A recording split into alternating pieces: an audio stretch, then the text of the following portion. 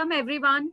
Thank you for joining us today in this webinar, Decoding the Fourth G Governance, under our web series, the 5 Gs of Family Business, webinar series, of course. My name is Meeta Dikshit. I am a co-founder of Equations Advisors and the moderator for today's session. We are a family business advisory company, and we are hosting this webinar in association with the Institute of Management Consultants of India, IMCI's Mumbai chapter.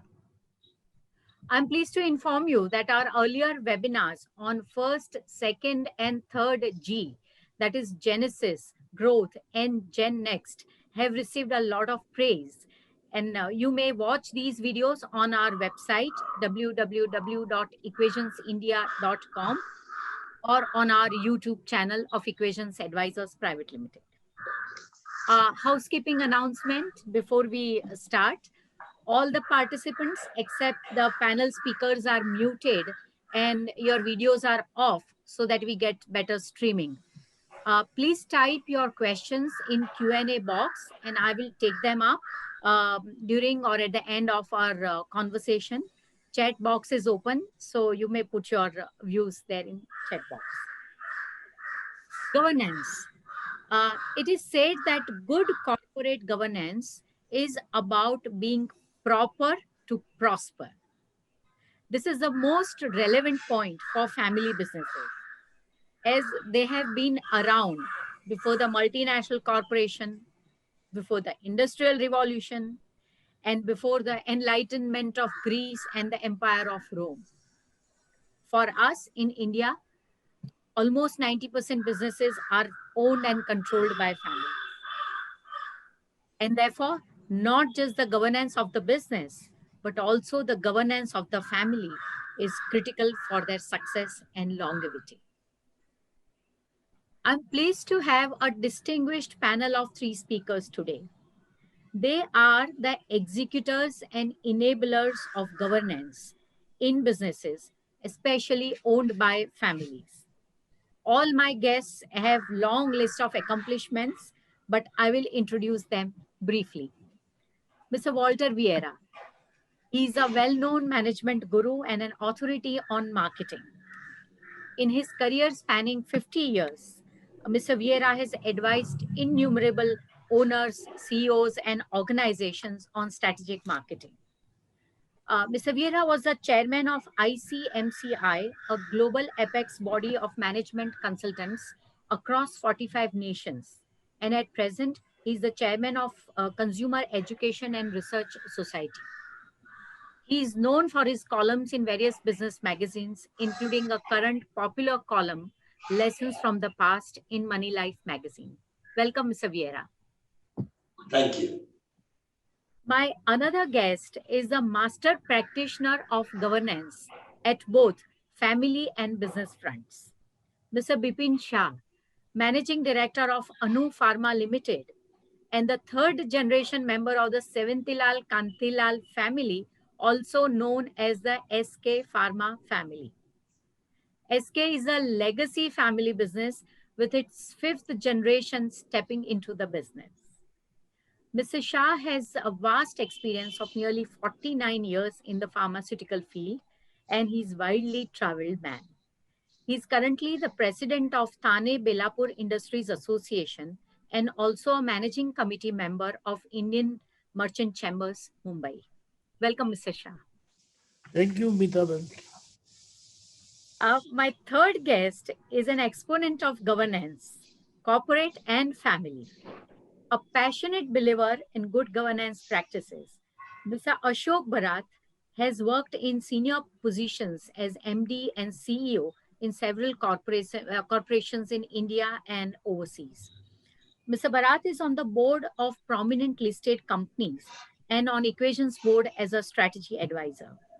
His major areas of influence and impact have been in finance, strategy, governance, ownership structures, and conflict resolution. He guides owner-promoter families on governance and long-term succession strategies. Mr. Bharat has been the president of Bombay Chamber of Commerce and Industry, and currently he is the president of the Council of EU Chambers of Commerce in India. a chartered accountant and a company secretary by profession. Mr. Bharat is also a member of CPA Australia. Welcome, Mr. Bharat. Well, I think my questions now to all my panelists, I'm going to ask you questions, and your responses will be there, and from there we will build our whole conversation. And I'll like to start with Mr. Walter Vieira. My first question, Mr. Vieira and me, we spend a lot of time discussing and putting this book together, the 5 Gs of Family Business. And well, it is apt to ask him this question that Mr. Vieira, we have said it in our book, written in our book, that management is about running the business. Governance is about seeing that it is run properly. Now, in case of family businesses, as you have been interacting with a lot of promoter families, owner promoters always have their business at the heart.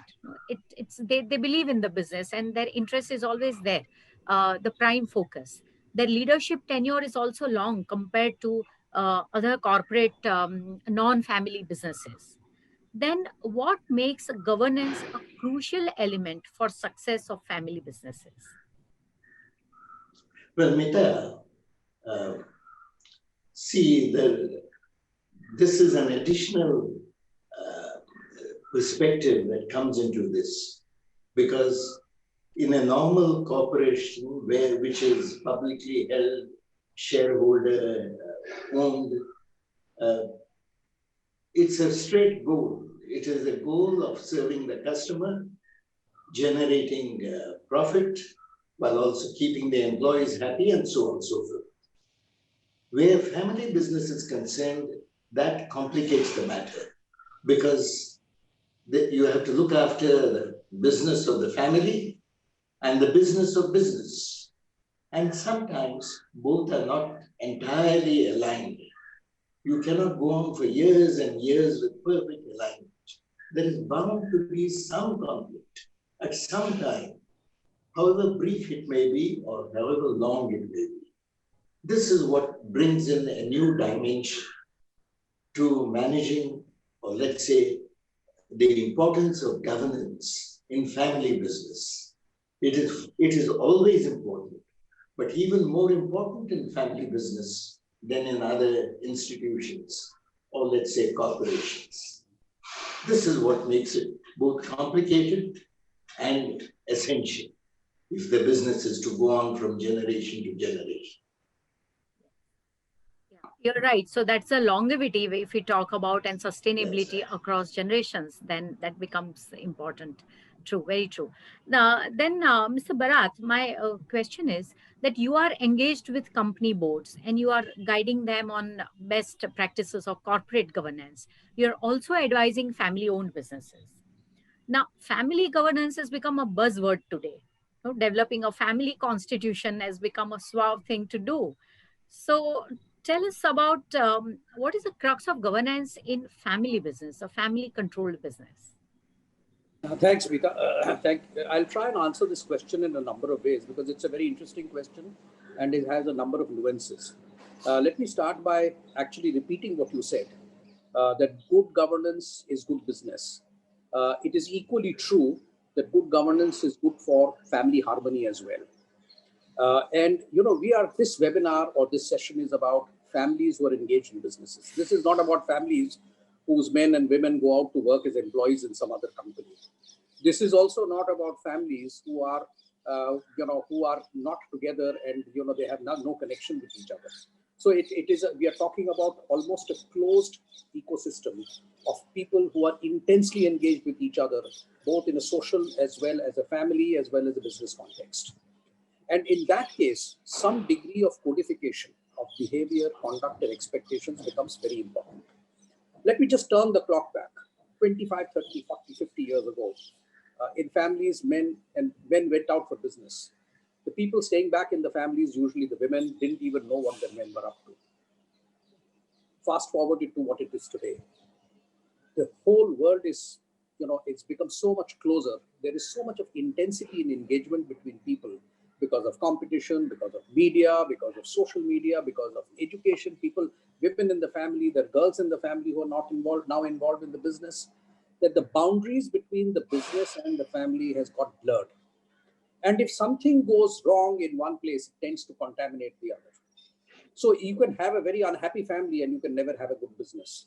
And you cannot have a bad business and expect that there will be harmony at home. People bring back their expectations, their emotions, their sentiments, their stress, their joys back. Added to this is a further dimension that as more and more family members get involved in business, each person plays a multiple role. So the patriarch of the family, when he goes and sits in the boardroom, he's the chairman. When he is having a review meeting, he is probably the managing director. When he is talking to his wife, he's a husband. When he's talking to his nephew, he's an uncle. When he's talking to his brother, he's a sibling. And that person, and when all of them are involved also in the economics of their well-being, it is very, very difficult unless you have some codification of what to expect, how to behave. You're bound to step on each other's toes. And that's how conflict starts. And it's a myth that when you codify, you destroy the spontaneity of a human relationship. Just as people say that if you have rules, the company becomes inflexible, it becomes unresponsive, it is equally untrue that if you have some conduct of behavior, and particularly in today's time when everybody is educated and well aware, that it creates spontaneity. Spontaneity is a matter of heart. Last but not the least,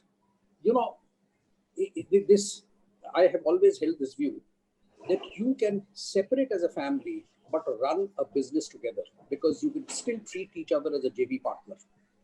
But you can never have join hands as a family and run separate businesses, because over the period of time, different businesses will have different trajectories, and therefore you will always have a resource allocation dispute. And the moment a resource allocation dispute starts, the family starts crumbling and the relationship breaks down. So I'm sorry I've given a longer answer than I should have, but it's very, very important to have some codification of expectations and behavior, particularly when large number of families are intensely engaged between themselves in a family as well as a business context, and that is a 24/7 engagement. But you see that there's a difference in the corporate governance, also in the corporations, which are not family-owned businesses, when they have their governance mechanism. So then there's something that the families could draw out from there and put them in their governance. But if I don't like a colleague, if I'm a part of the same value chain, I may have to live with it. If I don't like a colleague who's not a part of my value chain, I can ignore him or her. At worst, I can just walk away. But when you are in a family, you don't have those choices. Because even if you decide to walk away, it will never be without rancor, even however pleasant you may want it to be. And there will always be some family legacy that you will have to decide its future about. So, they are inescapable truths. I think let's hear from what Bipin Bhai has to say about this. Mr. Shah, your family SK Group is a living example of family governance at its best. 5 generations and the families which are cousins families, and I know that you never introduce each other as cousins, but you always say that we are brothers. So, and your family constitution also I've read, and it's just 2 pages of constitution, few do's and don'ts that you have managed. Now, for all these generations, the family has been together, the businesses are together. So your generation of 7 cousins in third generation and 7 cousins in fourth generation, they've been all working together harmoniously and growing businesses exponentially. What is really the secret? What is it that you do to keep this governance at its best? Thank you so much, Dr. Mitaben, for your good words. But while Mr. Ashok Bharat was talking and giving his reactions, I was listening very carefully. Coincidentally, we totally fit in his idealism that how the family can run properly. So I must thank Mr. Ashok Bharat that probably our family is following practically everything what you said, and I would prove it to you over next 5 to 7 minutes which are allocated to me. So Mitaben, let's say we have 12 business companies. we do not follow a holding company principle. In each company, we have two partners. The partner who runs the company, he has the controlling stake and full freedom. In case of absenteeism, only the other partner will come to the positions. But most importantly, we have two companies where all the seven family members are partners. And these companies, all the seven families have equal share and they take care of the house expense of all the seven houses and also keeps some spare money. So, in case an individual's company does not perform well, that family also has the same lifestyle as the other brother's lifestyle. We feel that if we follow the holding company principle, then any one member can disturb the whole group. And I think Mr. Ashok Bharat will agree that so many families have broken because of this kind of a concept. We are, I would say, we are successful in running 12 goats rather than one elephant. Because holding company is like an elephant, and then anybody can disturb that whole group. And I think there are umpteen number of examples where it has probably happened. Moreover, in individual companies, the promoter gets full freedom to run the company the way he likes. So he's very happy that he has got that kind of a freedom. Additionally, most important point I would like to say, Dr. Mita Dikshit, is that we do not attract or allow internal competitions. There are also some social rules like the cost of cars, that from me to my chairman, all the seven brothers, what maximum amount we can spend on the cost of a car. What is the maximum money we can spend on the marriage of our children? What is the maximum amount we can spend on the renovation of our house? I think these rules, which are followed very meticulously, is probably helping us to avoid any internal competition. One more thing which was started by our founder chairman, Mr. S.K. Shah, I'm talking of 45 years back. Each of these 12 companies, whatever profit they generate, 4% of that profit has to be contributed to Sevantilal Kantilal Trust. And this is, there is no choice for you. The way our taxes are deducted, the way our TDS is deducted, the moment a balance sheet is ready, 4% of that is automatically contributed towards the Sevantilal Kantilal Trust. And this trust takes up the activities of medical and educational charities. With this kind of a situation, the next generation, the next to next generation, they understand the importance of money and they start respecting the money, that we don't allow any other thing to happen. Now That, imagine this situation is there not today. Almost 45 years we are following these rules. So it is imbibed by the next generation, next to next generation, etc., etc. I hope I have tried to give the reply in the best of the words that I could. yeah, definitely, certainly, very well. But so one thing you must also share with us that how the communication that happens in the families across generations, say starting from 2-year-old child to 83-year-old grandmother. So you have a unique way of doing it. Please tell us about that. Tell us about your Diwali vacation, which Oh, yeah. See, last almost 41 years, every Diwali, we hire a resort and we all stay there. We are 110 members, and 4 nights we spend in a resort. And you can imagine 110 members staying together for 4 days, and it is all fun and frolic, no serious talks. So the bond between each member increases substantially. Otherwise, in today's time, I doubt whether a person would know what is his cousin's son's name also. Whereas here, when you stay together for 4 days, and this is not 1 year, this is since 41 years. Unfortunately, this year we will have to take a vacation because of Corona. We may not be able to do this because of the rules and regulations. that is a wonderful way mechanism of staying connected as the generations grow and the next generation comes in the family and in the business. So, taking from your response, I would ask Mr. Bharat a question that we are experiencing a lot of uncertainties and ambiguity around us now. And it's become imperative for businesses to prepare for exigencies in the business and at the family front, because the new normal is going to be never normal now, as they say. So also when the next generation steps in the business, then family dynamics change. Now differences, they surface because of the aspirations change with generations, their roles, responsibilities, accountabilities also change. So in such scenarios, how can families develop and maintain a culture of governance? What should they do? But not all the families are as large as Mr. Shah's family or so, but usually when there is second, third generation members are there. So what should families do when next generation comes in?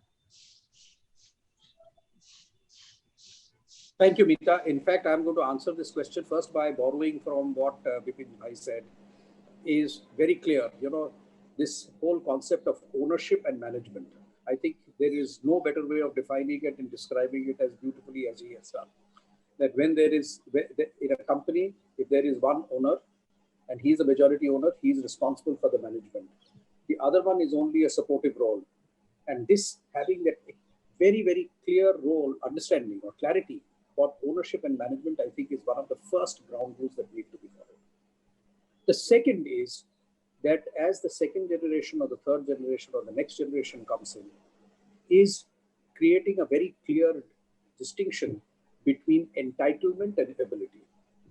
You see, earlier, both on the business side as on the family side, there was an hierarchy that was expected, respected, and expected from society and the family.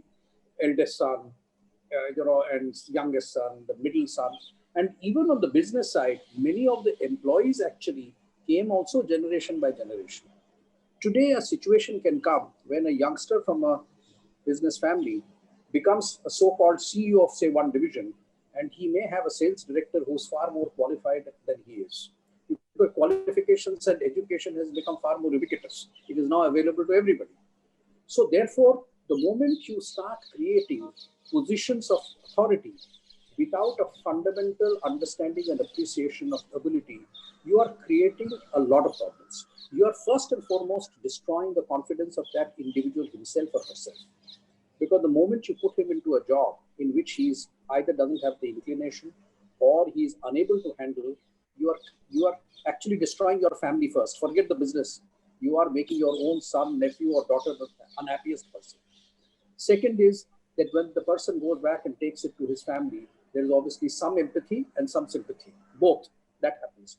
And last but not the least, there is a conflict in the organization as well. So understanding the difference between entitlement and ability is the second thing.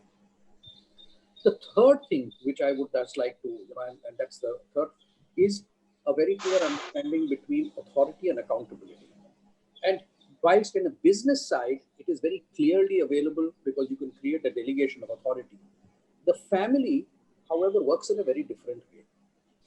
In all our families, there would be my father may have a sister, a bua, who is not a part of the family but has more influence in the family than another brother. The dynamics of a family work it doesn't follow an hierarchy. It follows certain historical legacies, personalities, and some legacy or some personality. So you cannot create a delegation of authority on the basis of seniority, rank, the job that you do and the remuneration that you earn and your qualification. You have to create a far greater and dynamic structure. So when I talk about authority and accountability, I'm talking more in a family context. And if you don't have that, as I always said, the moment disharmony starts in the family, it starts to contaminate their posture in the office. So these are the three things that I think are very, very important to ensure that, whether it is succession planning or good congruence in communication between the family and the business, these are the three very important ingredients which you have to ensure. That's perfect. Yeah, that is very well said. But then this leads me to think about one challenge which could be there. Say, in case of Bipin Bhai, your family now, the fifth generation is coming in. They are youngsters. They are all very well educated, and they belong to a different genre than what your generation is, or say the fourth generation is. So, when it comes to your values and harmony, as you said, that they are practiced in daily life and the family is grown so much. So, what are the steps that you are taking to sustain your family values, your togetherness, spirit of being together, so that your younger generation, which is from a very different era, digital era, or this current era of millennium, how do they relate, or say they synchronize with your values, your traditional values or so? And that means, if I put it simply, then I would say, how are you planning your succession process? Dr. Mitavan, very, very interesting and very important question, I tell you. But there are very interesting solutions to what you have some anxiety on. Now imagine the moment a fifth generation or fourth generation boy gets 12 to 13 years old, every Saturday he goes to our chairman's house. And there he has been told the importance of joint family, what is the importance of no addictions. And then they also make them play a lot of games so that there is an interest for them to visit there on every Saturday. But right from the age of 12 years, he knows that why this family is together. How is it that SK is together today for 88 years? And then at that age, they pick up very fast and their understanding is also very good probably. So this practice has been happening for probably last 7 or 8 boys who have joined business when they were at 22, but they started listening to the chairman when they were at 12 or 13 years. I think this probably has played a very important role. Now in fourth generation and fifth generation, whoever joined business, he never worked under his father. He always worked under his uncle. Now, the moment he works under his uncle, he knows that he needs to give respect to everybody. And he is being tested not for 1 year or 2 years. Imagine my own son. He did his MBA from USA. He came back and he joined the business. And after 10 years, and that is true for all the boys, fourth generation boys, fifth generation boys, they are either made a director or a partner after checking their tastes and temperaments and the kind of respect they give to the elders. So it is not that I may be whatever, maybe MD of X company, but he doesn't get a chairmanship or even a directorship unless he's tested for his qualities and the respect that is expected to give to others, you see. Then another important thing, our Diwali trips you mentioned, so of course that is very important. But the moment a boy becomes 20, 21 years, he is given an event management work. So at 2021, he knows that he has to manage an event of 110 people going for a Diwali trip. And all the elders, they follow him. They do whatever exactly they say. So he plans the trip, the car, the bus, the stay, the entertainment program, and all the other games, whatever. So this gives him one another chance to make sure that he learns that once he joins business, how is he going to perform. Another important thing I tell you, because of this Diwali trip, 41 years, any one of us, or third generation, fourth generation, fifth generation, he might feel that if he separates from the group, what happens? Maybe he will feel that he may earn more money, but he will be deprived of the pleasures of life. Why we are together? Imagine. Everybody wants to be together in SK group because the kind of pleasure that togetherness gives, which he'll be deprived of once he leaves the group. Maybe he will earn 2 times more, 3 times more. But even that also has been taken care because I said two companies are there. The profits out of that is enough for taking care of everybody's house expenditure.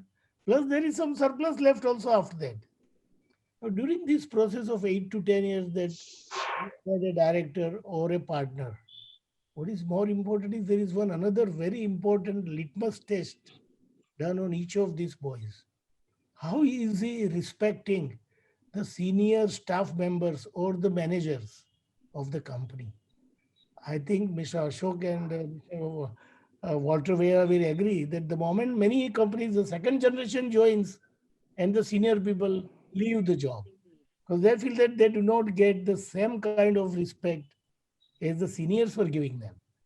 So sometimes abruptly they leave the job because they feel that, oh, come on, a 22-year boy, is the way he's treating me, scolding me, or whatever. So these 5, 6 steps taken proper due care. And that's how our succession plan coincidentally has worked. And I'm very sure that as of today, we are 88 years young. Our immediate next dream is that the same way should touch at least 100 years and then beyond, of course. But 100 years is our immediate uh, claim that we should make sure that we live for 100 years there. Thank you. That is true. Absolutely true. Because I keep on, when I interact with some of the family members, I remember telling them that it is not 100 years of SK Group, but you need to look at Merck Pharmaceuticals, who are your clients or say your associates or so, but then they are there in the business 13 generations. So have your target or your focus on at least 13 generations to match to them. But this is wonderful. I think if I very quickly, if I just put or say sum up the points here, I see here that what they don't teach you at Harvard is coming out in terms of family governance from the experts, all three of you. Governance is, especially in the family, does not happen only after a family member joins the business and then goes and follows business rules. Governance is something which happens when they are growing up, when they're young, and as young or say as kids, they get their way the parents are behaving and other family members are behaving, and from there you learn. So that is one thing very important. And another is dispassionately separate your role of being a family member and being the business manager. So separate that role in terms of operations, and your ownership and governance, they need to go, ownership and management needs to be separate. So this is how one does it. So each family has its own biometric print. They say each family has its own DNA, and you can't compare one family to other family in terms of DNA. But yes, there are some challenges which are common to families, and there are some challenges which are, or say there are some success mantras which are common to families. So my question now, Mr. Vieira, you have worked with many topmost family owners like Aditya Birla or Mr. Ratan Tata or Godrej Group or Mr. Harsh Mariwala, Khorakiwala, and many such owners and successful business leaders. Share us one or two experiences on how practicing governance has happened, which you would not forget, or you remember, or you recollect working with them. You know, Meeta, this webinar has been so educative for me with what both Bipin Bhai and Ashok Bhai have talked about, that I think we'll have to immediately plan for another book on the subject. What Yes, we have sir. written is not enough. Not enough. It True, true. is I agree. it Yes, is sir. true. It is true that I've had Oh, now. many experiences of people. But what I'm going to relate is not so much what is on the written form or the written chapter, but what you see in practice in the culture of an organization. You know, 50 years ago or 45 years ago, I went to Ahmedabad to do some work for Cadila Laboratories. And it was a young company at that time with two partners, Modi and Patel Bhai. And it was growing and growing fast. And the first day, it was my first visit. And the first day, in the afternoon, Mr. Modi said, all right, Mr. Vieira, now let us go and have some lunch and then we'll resume at 2 o'clock.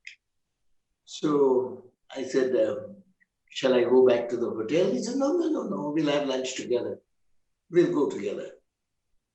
And then we got up at 1 o'clock. And we went down to the general canteen. There was no officer's canteen. There was no director's room. There was nothing except one general canteen. And we sat at a table together with some drivers and some of the people who worked in the factory as packers. And we were there on a table with 8 other people, 10 of us, eating together.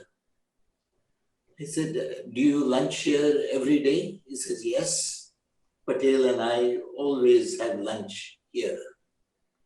Because what's good enough for us is good enough for everybody. There's never any complaint about the food. That was corporate governance in action. Another time, Mr. Aditya Birla asked me to come and give a lecture to the conference that he was having for all the presidents of the Aditya Birla Group throughout the world, which means Thailand, Philippines, and so on and so forth, Egypt, India. And he said, we are only having 2 outside the people to give us a lecture. One is Professor Domingo from Asian Institute of Management in Philippines, and the other is you. I said, I'm very honored. You sure you want me to come? Because people hear me all the time in your various companies because I'm doing work on a retainer basis everywhere. He said, that's what I wanted to tell you, besides telling you that we need you on these dates. I said, what is it, Mr. Bidla? This was at Bangkok. The function was at Bangkok. So he said, you know, we pay you this amount of money as a retailer. And I don't think it is fair that this giving a talk to all our presidents should be part of your, monthly retainer fee. I should pay you separately and differently. And at the same time, I must tell you that I'm going to pay Mr. Domingo so much. This was at a time when the dollar was worth a lot of money. And you couldn't get dollars in any case very easily.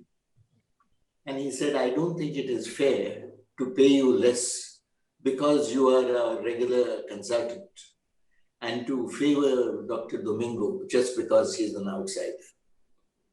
Now tell me, do you want the money here or shall I give you the cash in Bangkok so that you can do some shopping for your family and so on?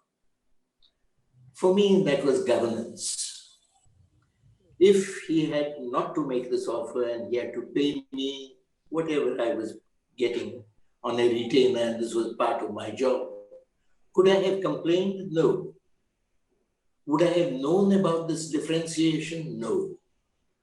Did I have to be asked? No. It was the values that he had, the systems that he applied, he followed. And then, of course, there is the story of Abil Kurakiwala, who has written a chapter, his own musings in our chapter on governance. Yes. In our world, the eldest son is the normal successor. Did it happen with the Kurakiwalas? No.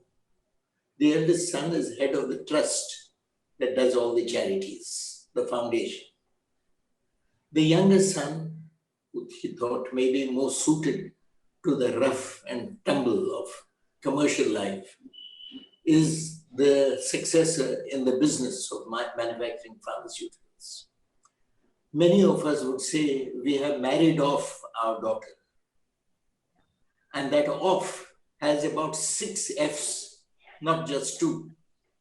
That means she's gone and we hope perhaps to see her occasionally again.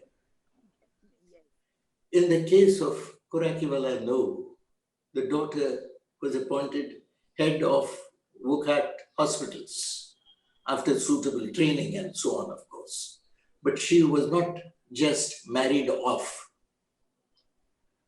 All managed with mutual consent, with harmony, and all smiling all the time, even now, the parents and the children. And lastly, You know, the other day I read a story about Dabur. They were having a board meeting or a council of management meeting. And the chairman, who is Mr. Berman, Yes. he, towards the end of the meeting, I think marketing director brought a lozenge and gave it to him and told him that this is what we are going to market. This is our new product. It was kind of cough lozenge and so on. And he took it. And after a minute, he said, "Oh, hopeless. I don't like it." And he took a cup and he spat out. The managing director of Dabur said, "I'm sorry you don't like it, sir, but we are marketing it next week." It didn't matter that the chairman, in his personal likes and dislikes, did not like this mint, but they were marketing it next week. And today, it's one of the biggest selling products of Dabur, even though the chairman did not like it. There was a certain system and culture that is followed as a result of good governance. You see it through the culture. Culture dictates governance, and governance in turn dictates culture. Absolutely right. This is my submission. Many other examples I could give you, but I thought I'd restrict myself to these four. No, but I think that we can go on and on in its very interesting discussion. But yes, I think we have some time limitation also. But anyway, one thing which I see here that all of you are coming to one point, which is very clear that families, when they are running the business, they must disassociate or make themselves neutral or impartial to the family's emotions and business rationality of the business. What business requires, or say the type of decisions business require, they have to be taken with business in focus or in heart and mind. And what family requires, that needs to be done with family's emotion. But an important thing is that the family constitution, whether we say like Mr. Say we spoke about Vokard also. So Mr. Khurakiwala has done a wonderful family constitution. SK family has got a constitution. So all the families who look at their business in a long-term perspective, they must define their rules and policies and do's and don'ts for the family.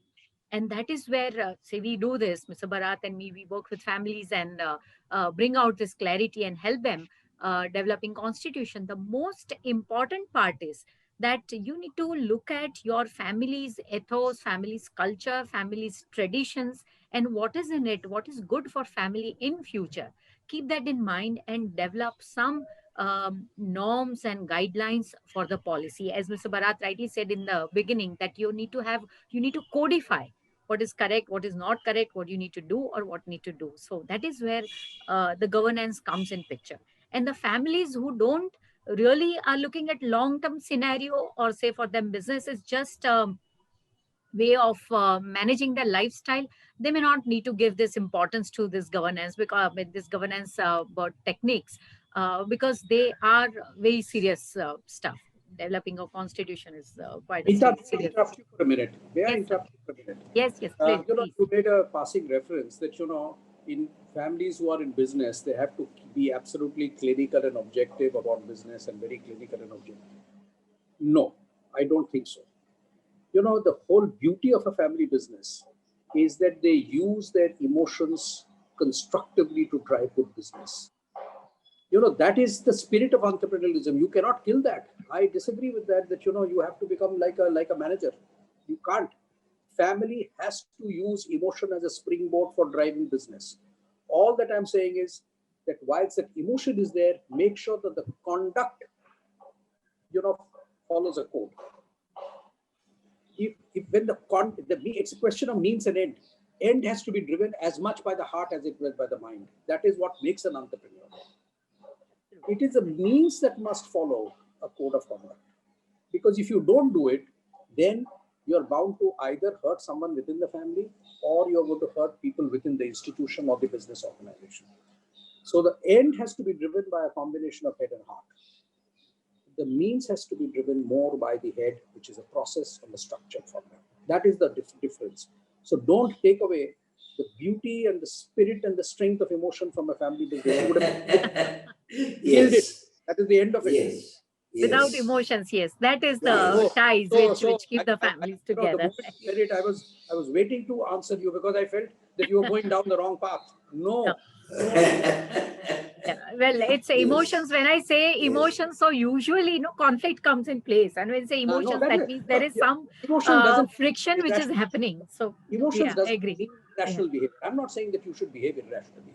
I'm not saying that you should behave unethically. That is not what I'm That's saying. absolutely But the right. spirit of decision making has to come from the heart. Ah, If an entrepreneur does not dream, he does not deserve to be an entrepreneur. yeah, absolutely. I agree.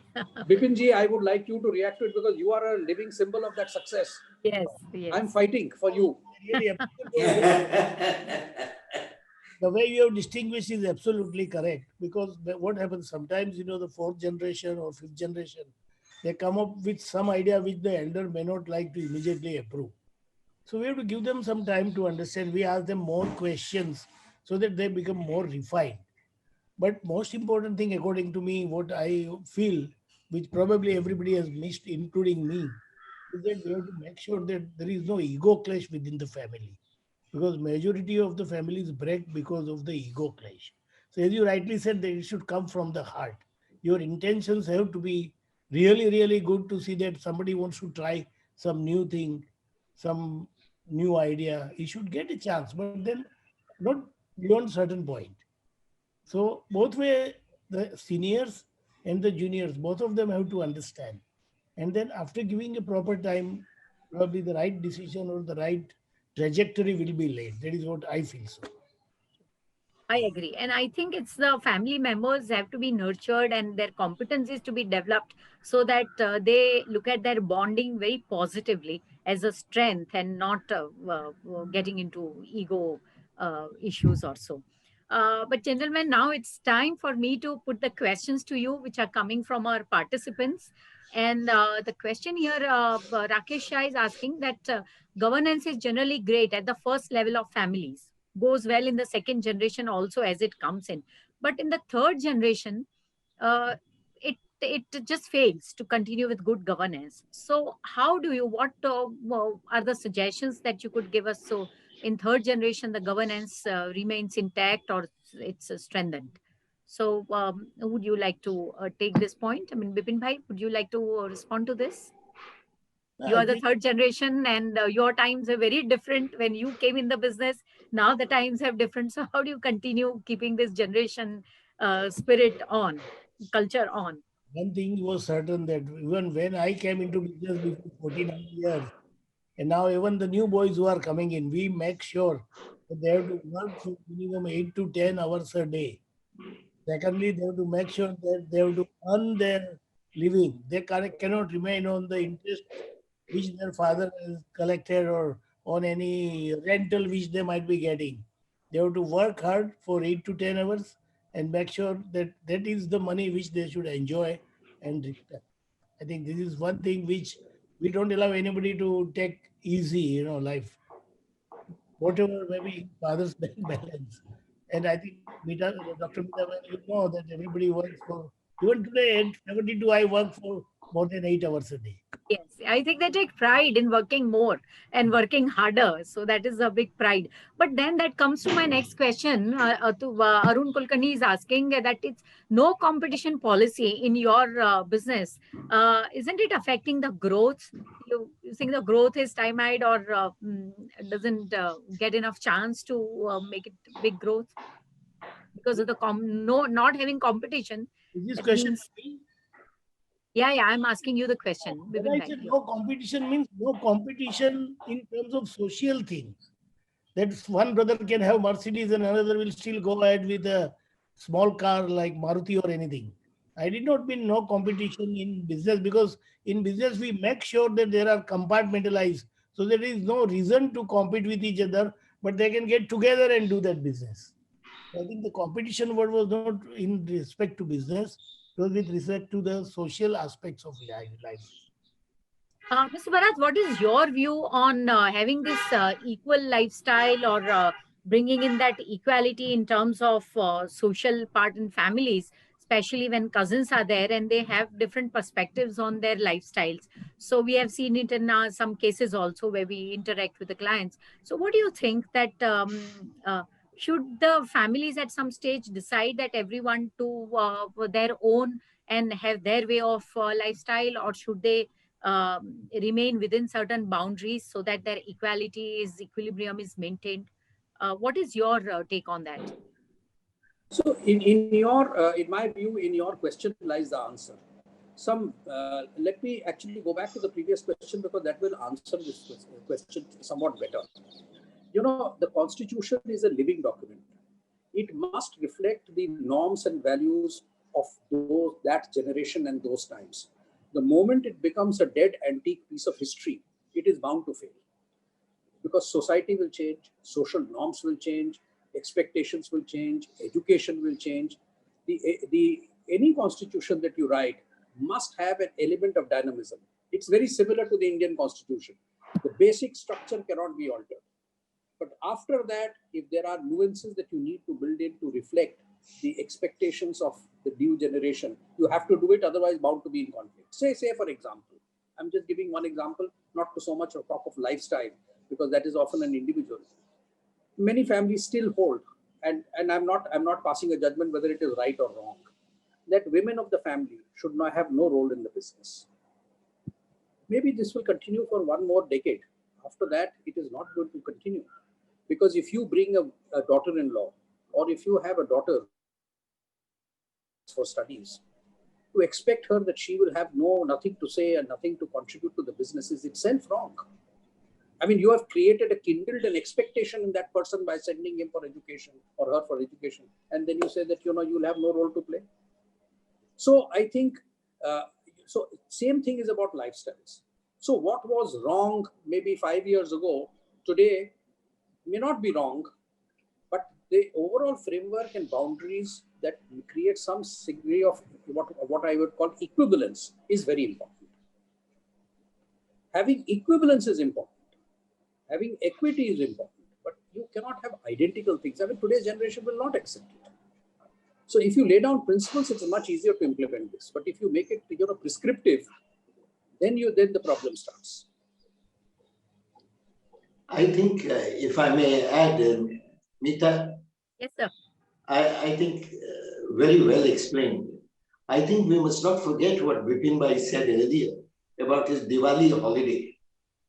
This bonding that he does every year, or the family does every year, I think also has an important role to play in keeping the flame burning and alive.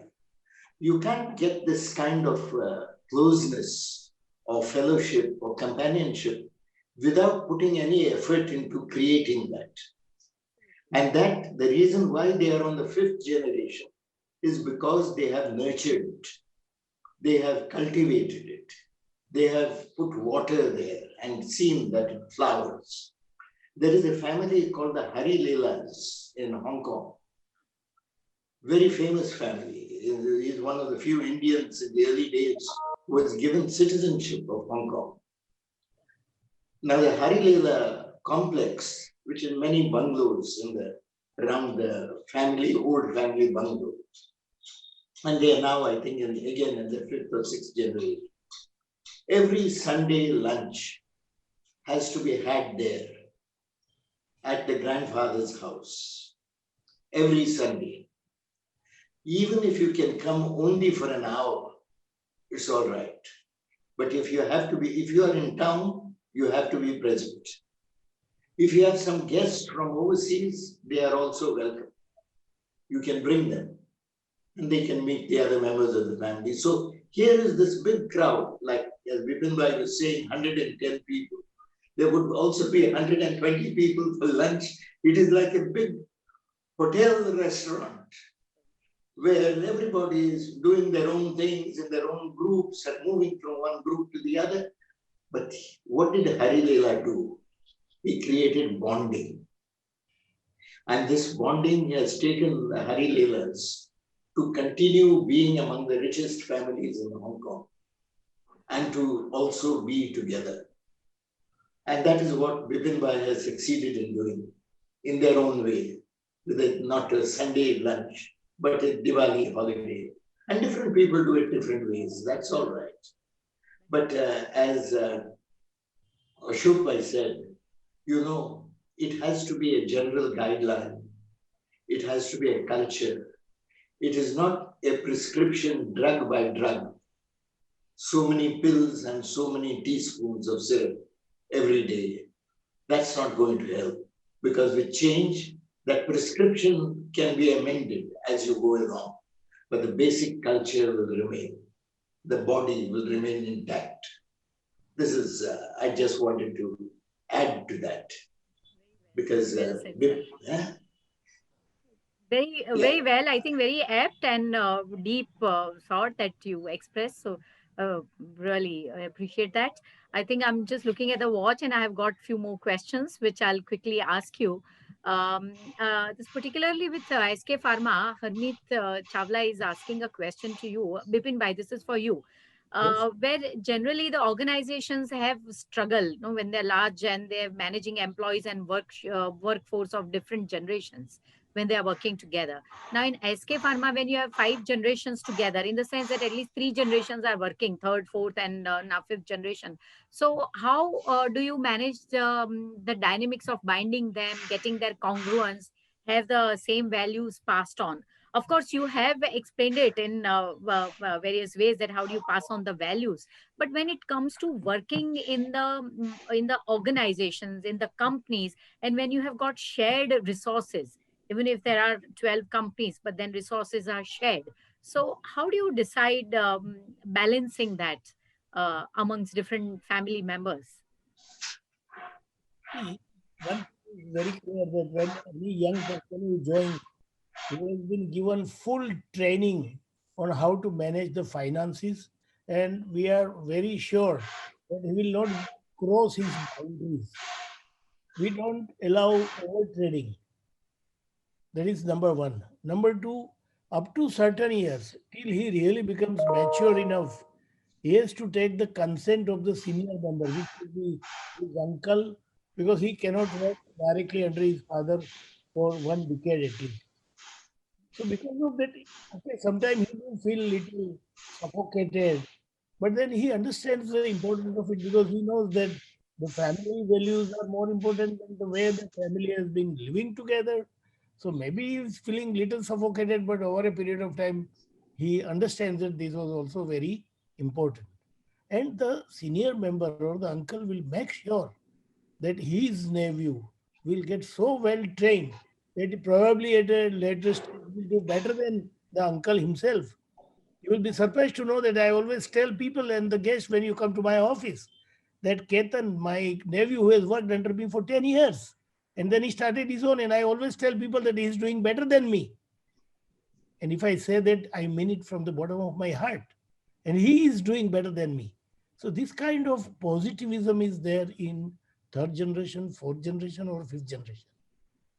I think this is what I have to reply. That's absolutely right. Yes, I've seen that. So, the biggest plus point is that instead of competing with each other, when you become a team and start supporting and taking your brothers, your cousins, and your family members as your support mechanism, then the whole perspective changes, and then there's a lot of positivity in the dealing. So now this is my last question to Mr. Bharat. This is the question I think you please enlighten us. So Kushal Shah is asking that how should a third generation member who's very qualified, he enters a family profession when he's been away from the family profession for almost 20 years, and then now he wants to come back. And by the time the other family members, cousins have grown the business significantly, so how would we see his role or his coming into, and what should he probably do in such a case where he's away from the business and then the third generation member has gone significantly? So there are two parts to this question. I don't understand the whole element, but estranged from the family. or estranged from the business. Yeah, he's Okay. been away from the family profession for almost So 20 I years, family doing business. his So own he was business. not estranged from the family. He was estranged from the family business. Family You see, business. any Yes. company, the principle of talent superseding entitlement will always hold good.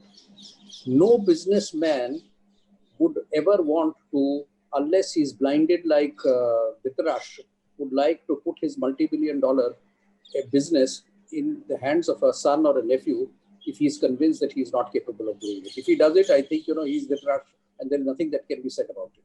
Okay.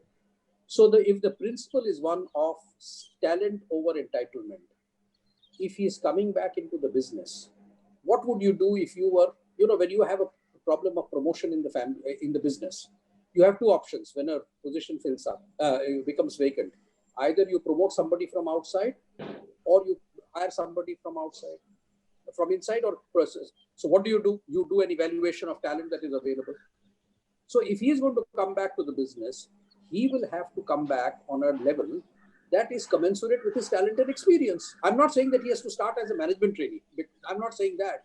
But suppose he was to be joining another competitor or any other business. If he had joined at the general manager level or a vice president level, you can make one concession. Instead of vice president, you can make him executive vice president. But if he is worth only a manager, and if you bring him in as a director, I think this is being blindsided by love. But I would just add to it, because if I understand the question correctly, then the person is not estranged. I mean, estranged is a stronger Even word. if, Even if he is... No, listen. Estranged from business, I used it in a slightly different way. I'm saying that I'm assuming that he had connections with the family, but he chose to have a professional career outside. If he's coming back, just because he has worked outside doesn't mean that he is entitled to a position. Suppose he's a chemical engineer and you are running a poultry farm. Will you make him? What will you do? He'll have to learn the business. Huh? Or even if he's coming... You see, when a family member becomes the head of a business, he had a fiduciary responsibility to look after the family's wealth. And if he does not have the competence or the talent, when I say he, I think that's an issue that needs to be addressed with seriousness. You can't just turn a blind eye to it and expect that it will work. I mean, that's the point we are trying to talk. That 20 years ago, it might have been possible. But today, when you're living in such a competitive environment, if you have to compete with the world, today India is not, competition is not with only your neighbor or somebody else from Nasik. It is with somebody who may be sitting in Nebraska.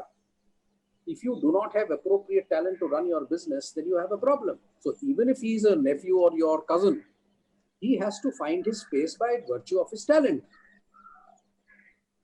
You can make one small concession, give him one extra level of increase. But if he's worth manager, you cannot make him executive director. I think then you're setting him up for failure. You're setting up your business for failure. Your good employees will leave, and your own family members will also feel disappointed, who have worked very hard and who have got the experience of running that business. I agree. And that is what I think.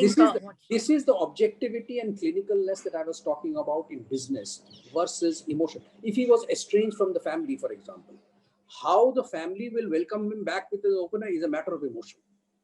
That it is not a matter of constitution, then it is a matter of emotion. You handle it in an emotional way. But when he's coming back into business, you have to handle it like a business. That's the separation of business from family. That is so important. And also, that is important to see what is the purpose of coming back. Also, has got certain purpose behind it. So either you're coming back as a partner. I'm not ascribing any motives to it. For example, it may be his own disappointment with an outside job. He wants to be here. But here, today's, and Bipin Bhai will confirm that. You think he works less hard than any other employee? When he's sitting in the office, he's not sitting there as he's sitting there as a manager. There is a certain deliverable, there is an accountable, he has to do it. Even though he's the owner, he cannot say, just because I'm the owner, I'm not entitled to finish this work today. Can he take this call? He would not have reached where he is by taking that call. Business is not I agree. Business is not. It's only that the 20 years of gaps, we need to manage it and not look at the things which are 20 years ago, but look at the things which are there now. You can give him one little concession. Blood runs thicker than water. You can give him one concession, but it cannot be 20 concessions. Absolutely. Yes. Mr. Vera, one question which Arun is asking here, and which I think I also have this, and we've also discussed several times that we see a lot of conflict, between grandfather and grandchildren. Like we have seen it in case of Raymond's, or we've seen father, son, Hiranandani, daughter, and Niranjan Hiranandani, and then there are several conflict cases we have seen. Do you think that it is because of the volume of the business that grows, and because the businesses become more complex, this kind of conflicts happen, or conflicts happen because the governance at the family level is not strong? So what would you have one or two reasons for such strong conflicts, or rancorous conflict? You know, very difficult to generalize. Each is a situation which is special, and I would put them into various different categories. There are breakdowns I've seen because the father and the son, or the father or the grandson, there has been no nurturing, there has been no sharing of what I was talking about, creating a culture which flowers this bonding, where you have to take trouble to do it. It does not happen automatically, which is what Bipin Bhai is doing, which is what Hari Leela is doing, which is what a lot of other people are doing. And therefore they have, I won't say they never have a problem, but they have far, far less problems than these others that you mentioned. There can be a problem of in-laws and outlaws. Many times the in-laws come in and they directly or indirectly have certain strong views which do not mesh with the systems or the goals of the company. And there comes a conflict. And therefore the person in the company who is the direct descendant is influenced by the in-law, his wife or husband, whatever, and then creates conflict. So many times it is different, it can be different reasons. These two are the most common. Not having a bonding, therefore not being on the same wavelength, and therefore complete explosion. Or very quietly, other influences from other sources which create a friction within the business and within the family, and therefore the business. This is what I would say. I would say that here there's a question on the value systems in handling customers. I guess it's a value system that passed on to next generation to manage or sustain their relationship with customer relationships or so. That also becomes a part of governance mechanism, because it's a value mechanism. So what do you say? How do you pass on your customer relationships to the younger generation? Is it same as passing on other values of integrity, ethics, or you think that customer relationship would be different?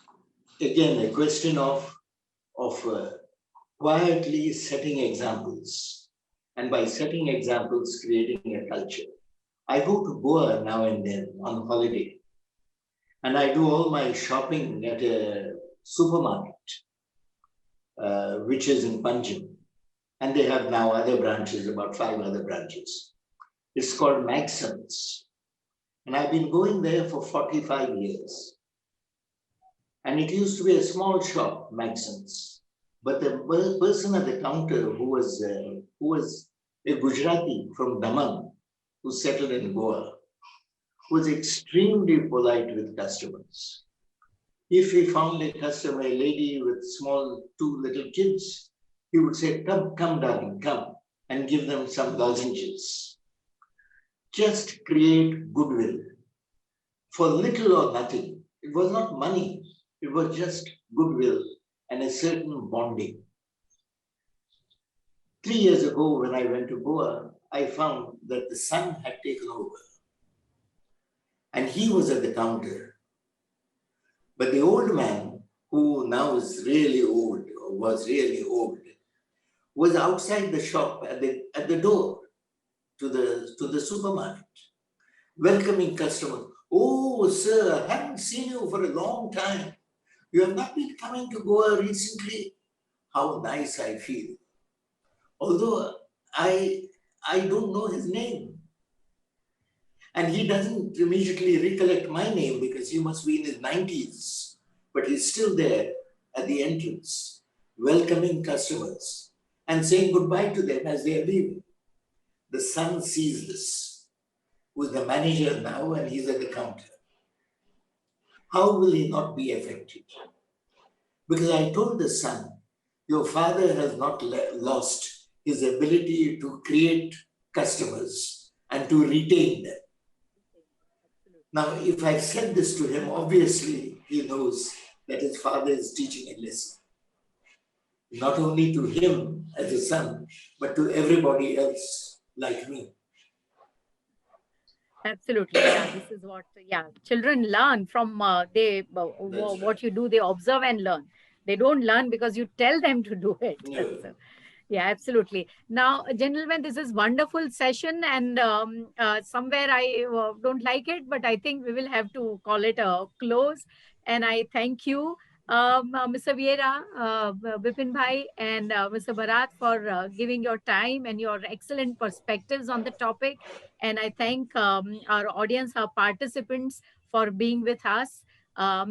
Thanks to Equations and IMCI teams for their support and organizing the whole project.